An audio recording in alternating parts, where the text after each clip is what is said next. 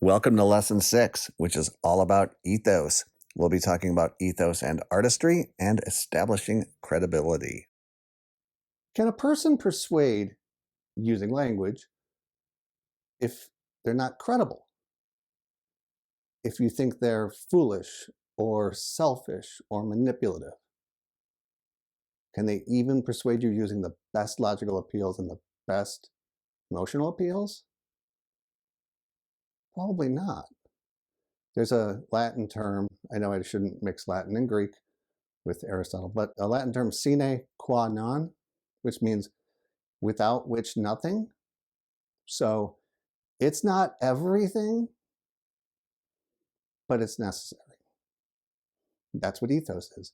It's not all of persuasion, but without it, rhetoric probably doesn't work.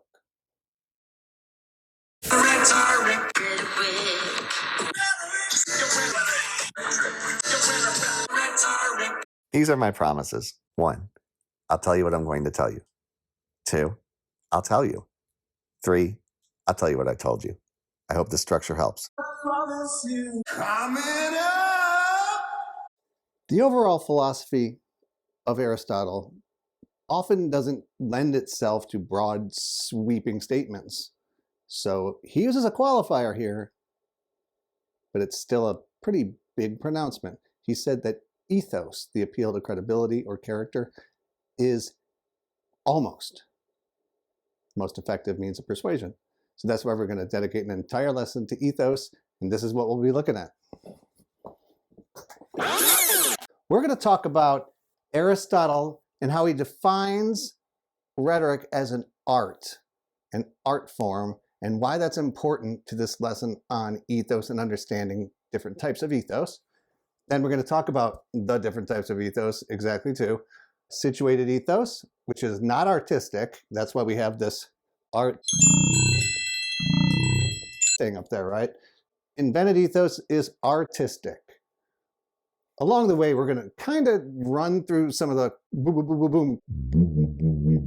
quick slides and ideas and terms that we've bumped into in previous lessons, but I'm not going to go over them in much detail. So you can check those out if you want. But then again, you do you. Be yourself, by yourself. But the last thing we'll cover that's new is the means that Aristotle lays out for a speaker to establish ethos. Phronesis, which is practical wisdom. Arete, which is virtue. And eunoia, goodwill. Let's roll. Here we go! I'll tell you all about it. What is art? I don't know. I tell you this because as an artist, I think you'll understand. Well, how did I get here? If, like me, you sometimes get lost in understanding the material and you kind of want to get an aerial view and figure out, okay, this thing I'm learning, how does it relate to everything else I've been learning? So quick, I just want to run us through this to show you where the content of this lesson fits in what we've been doing. So we went over in other videos the definitions and functions of rhetoric, the uses of rhetoric. We went over logos, pathos, and ethos. But now we're going to talk about something a little bit new.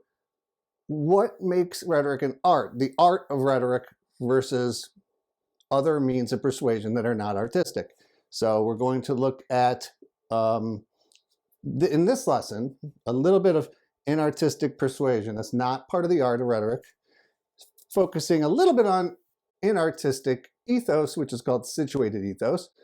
Then we'll pivot over here to talk about the artistic means, like the appeals to logos, pathos, and ethos, and invented ethos. That's the artistic form of ethos, and the 3 ways Aristotle says that you can either analyze speakers' use of or use yourself.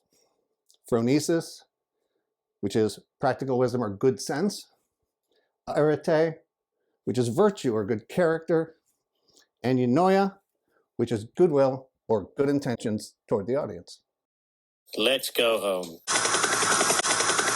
We are home. That was fast. Yeah, I By now, we know that ethos is one of Aristotle's three artistic, rhetorical, or persuasive appeals. This is the appeal to character, but it also joins pathos, emotion, and logos, logic, along with all the different things that intersect between them. We learned this already. Come on. Come on. I thought we learned this already. Come on. Come on. Come on. We also learned in previous lessons that ethos is the appeal to credibility or the character of the speaker or writer or communicator in general. Some of the things we went over include that Aristotle says it's achieved when the speech is spoken as to make us think the speaker. Sorry about the sexist language. Oh, please. I tried to address that in the previous video. It's hard to do with the ancient Greeks. We believe good people more fully and readily than others. And he said that you need to construct a view of yourself as a certain kind of person. Like when we say things like construct a view of himself as a certain kind of person, that doesn't really sound like coasting on your pre-existing status, does it? Right? So this has to be invented in the speech, in the writing, in the communication. And I led with this at the beginning of the lesson, but it bears repeating. Character, or ethos, may almost be called the most effective means of persuasion. Kennedy, the scholar who translated the rhetoric that I'm working from, also includes in a separate section a statement that Aristotle says that ethos is almost the controlling factor. So different words were used in that part of the rhetoric that he's translating. Now, you might be wondering, well, then what is the most effective? What's the controlling factor? Not with the almost. Get rid of that. What is it? Well, Aristotle would privilege logos, especially deduction that aims for truth. He would probably think that we can put aside what we know about a person or how we feel about something when we have unimpeachable logic in front of us. At least that would be the ideal, right? So we encounter syllogisms that are deductive in classes like critical thinking and logic and practical reasoning. And these we don't see a lot in the real world, but we do see what Aristotle calls enthymemes, which are truncated syllogisms that just kind of leave out some information that could be supplied later.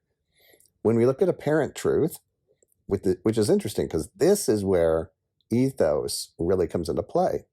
When we don't have the hard and fast slam dunk truth in front of us, this is where ethos is important. This is where we think, does this person have practical wisdom or good sense? Does this person have virtue or good character? Does this person have goodwill or good intentions? Now I have to know. What's new? What's new? Where is the art? Where is the art? Aristotle talked about art using the Greek word techne. Well, he probably talked about everything using the Greek word. I'm a genie. But, that's part of our technical terminology. So when he talks about a form of art or a form, a thing, I suppose, concept, a doing that is either an art or a non-art, he would say that one is atechnic, right? Like amoral or something. And the other is en-technic, which means, like enmeshed, for instance. So that's in the art of rhetoric or in the art in general. So we're going to talk about that a little bit right now. Kind of what I just said, right? But a little more detail. So when we talk about the inartistic,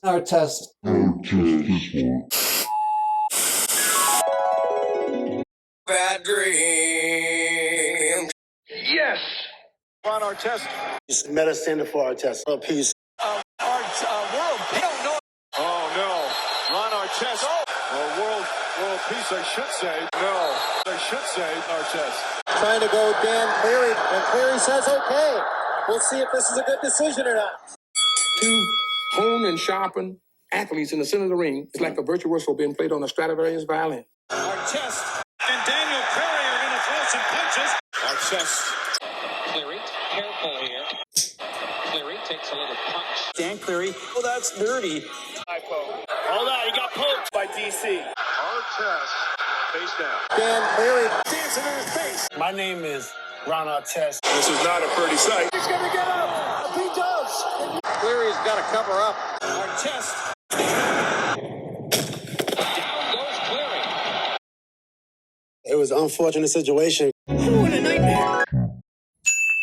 So when we talk about the inartistic, Hey, let's get into a big brawl. before we get into, Oh, I didn't start this thing. let me apologize. I was furious. Sorry. Definitely my fault. We are friends. Keep smiling. Now, back to artistry. So when we talk about the inartistic, Inartistic. or atechnic persuasion, what Aristotle means is that it's not provided by the speaker, it's pre-existing, right? So it's what we know about that person before they open their mouth, before they put a word on the page. Or, well, they put a word on the page probably before, but before we read a word that's on the page, or encounter the communicative act, right? So that doesn't really take a lot of Artistry. analysis Acceptable. in order to gain credibility. You're coasting, right? We'll talk about like some of the examples of this in the next slide. But real quick, things like torture. If you torture somebody to get information, that's not really part of the art of rhetoric. Being held to a contract, something that's pre-existing, it's outside of the discourse.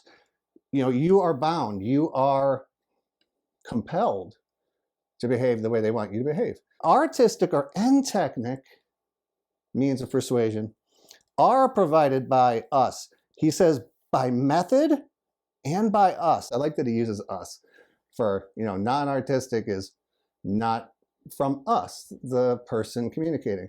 And entechnic or artistic is from us, but also from method.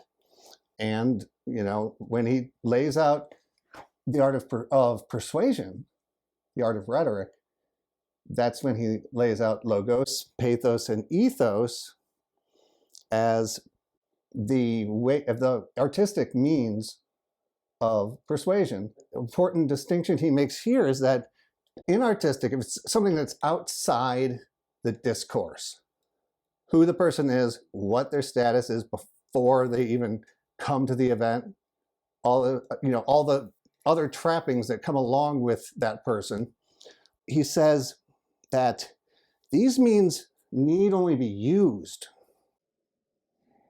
Whereas the artistic methods, logos, pathos, ethos, need to be invented. So those are key distinctions when we start talking about situated ethos, the non-artistic ethos, and invented ethos, the artistic form of establishing ethos. Rhetoric. Which is which? There are two types of people in this world. I'm kind of on a Venn diagram kick, but the problem is I'm colorblind. So I don't always know if I'm using different colors that pop or don't. So I'm doing my best, folks. So, you know, try to work with me.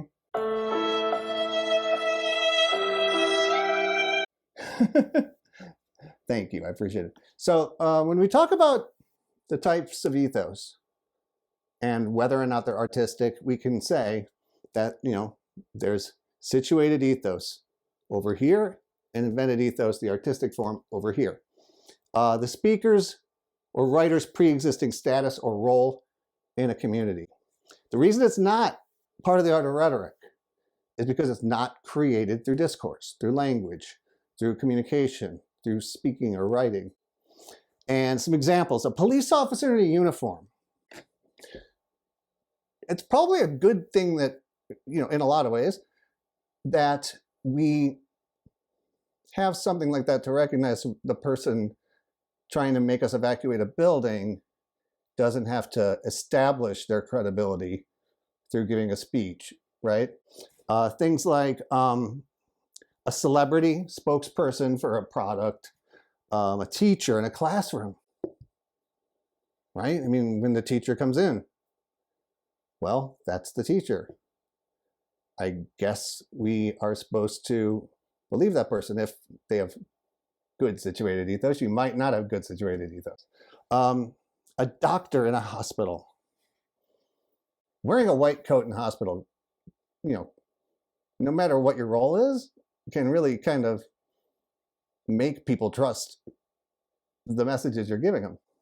So in other words, you're being credible without needing to use language or other communication artfully. Over here, with invented ethos, the artistic form of ethos, we've got the speaker or writer creating credibility through language, through communication. It is part of the art of rhetoric, as we said before, and the three means of achieving it are phronesis, practical wisdom, or good sense, arete, virtue, and this, all of these depend on the audience, right? So virtues that the audience shares and recognizes and values. That's not universal.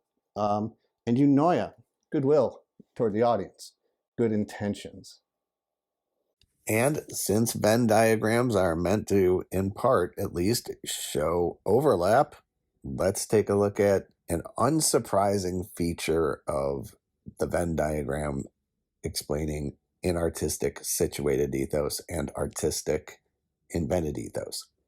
Right there in the middle, it leaves open the possibility for persuading in part through who you are before you show up, as well as the choices you make as a persuader when you give your oration or when you present your text that you've written.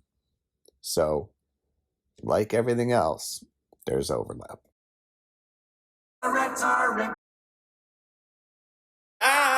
wanna be someone to believe. Let's talk a tiny bit more about the three means of establishing credibility through invented ethos, the artistic way of establishing credibility and character. So we've defined these as in terms of like giving English translations for the most part, right? But some of these things line up in a way that's a good mnemonic. Aristotle would approve of our use of a mnemonic device to remember things because he alludes to them in the Rhetoric and he discusses them a little bit more in places like On the Soul and On Memory. My mnemonic device for remembering that there's three means of inventing ethos, it's just using the word good. So if good credibility is what we're looking for and trying to invent, we try to create good sense, good character, and good intentions. We can use the Greek words. We cannot use the Greek words. We can do a little bit of both, but I just thought I would give you that English language mnemonic just in case it's helpful. It's smart. It's wicked smart. Wicked smart. You are wise. So if we have phronesis or practical wisdom, first of all, are you asking the people to do something that's doable, right? Or to believe something that, has some practical value to them in some way, at least the way they see it, that audience, right? And so we can line this up with, the sense in the audience, that the person has good sense, okay? And this could also, be seen as the credibility way of using logos in a way, right? The rhetorical triangle and those other items, they kind of work well when you shoehorn them here too. This is more of a metaphorical comparison than anything else, but it's possible that we could perhaps compare some of the elements of invented ethos to some of the elements on the rhetorical triangle, starting with phronesis or practical wisdom kind of being the logos way of doing invented ethos or good sense. First of all, I respect you. You're a stand-up guy. Kill good people. Arete or virtue. Again, this depends on the context, right? What's the situation? Who's the audience? Who are you? How important is this issue? How pressing is the matter? There's a lot, right? You want to definitely show the kind of virtue that would be valued and respected by the audience and that they can identify with, right? So we can call this good character in terms of the mnemonic, good sense and good character so far. Arete. This could be seen as almost the ethos way of reflecting back ethos, if you want to think about it that way, right? And then eunoia or goodwill is like the pathos way of reflecting back because it's all about the audience. It's for your own good. I'm only looking out for your best interest.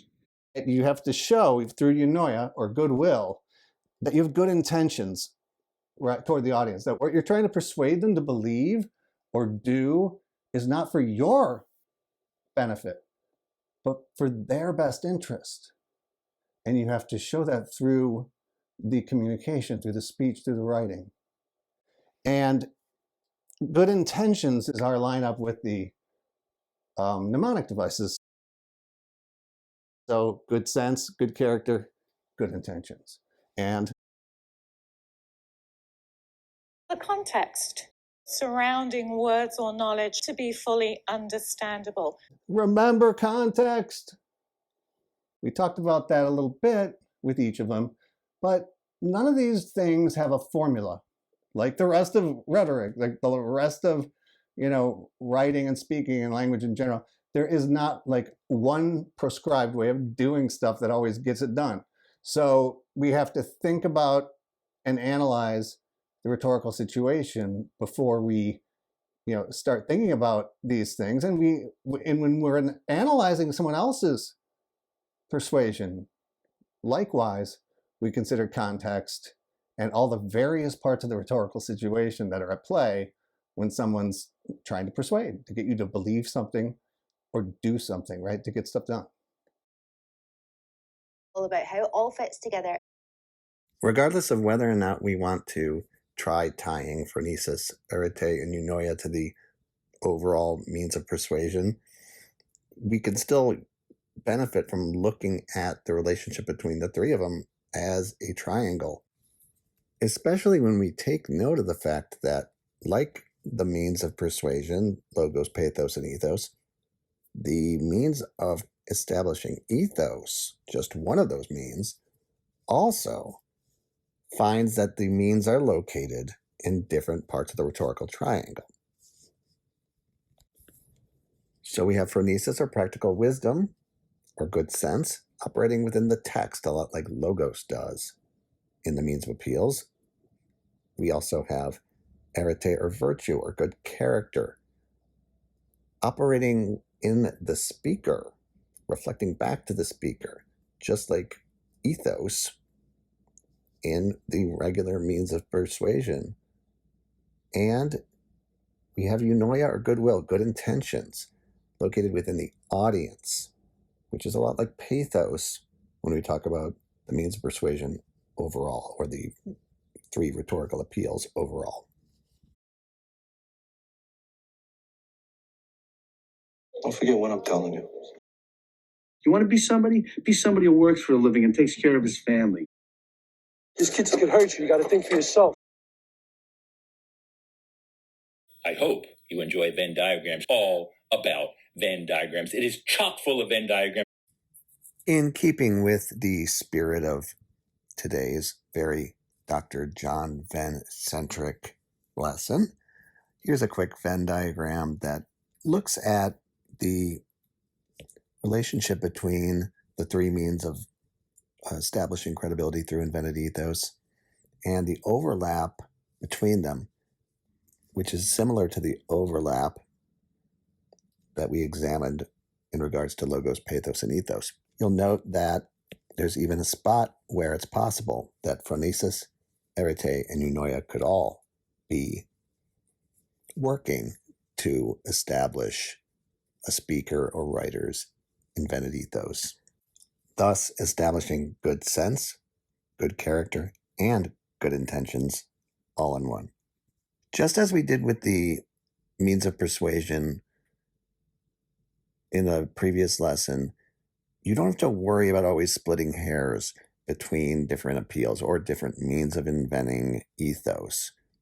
If you think it's hard to label just one means, it probably is hard. If you think there's overlap, there probably is overlap. So call it as you see it. Trust your judgment. Rhetoric. Well, how did I get here?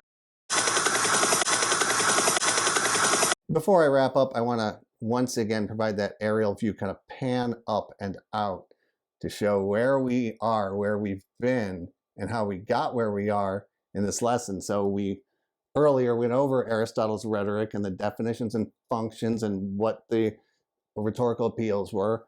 Today we talked about rhetoric as an art, and we talked about, inartistic or atechnic, according to Aristotle, forms of doing stuff, right? I mean, and rhetoric is one way of doing stuff. Inartistic ethos is called situated ethos, and that's what we looked at today. We also looked at what Aristotle considered part of the art of persuasion. That it has to be created in the speech, in using language or communication.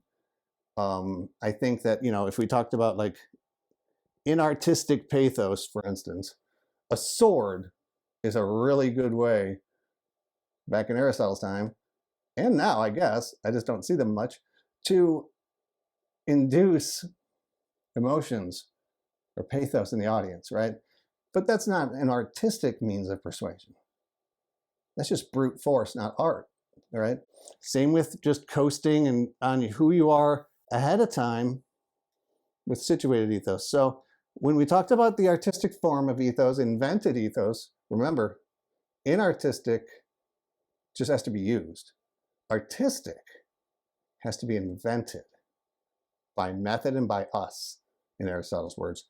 So the three means that we can analyze people, establishing credibility, and we can also use as a heuristic when we start creating our own discourse is invented ethos's three means: phronesis or practical wisdom, good sense; arete or virtue, which is good character; and eunoia, which is goodwill or good intentions. Rhetoric. One more time. Here's where I wrap it up, tell you what I told you. So today we talked about rhetoric as an art form. We talked about the two types of ethos vis-a-vis art, the non-artistic, not to mention the formerly ron-artistic, formerly meta world peace, currently meta Sandiford artistic, who, the more I learn about, is more and more becoming my new personal hero. Inartistic, which is situated ethos, and the artistic, which is part of the art of rhetoric, invented ethos.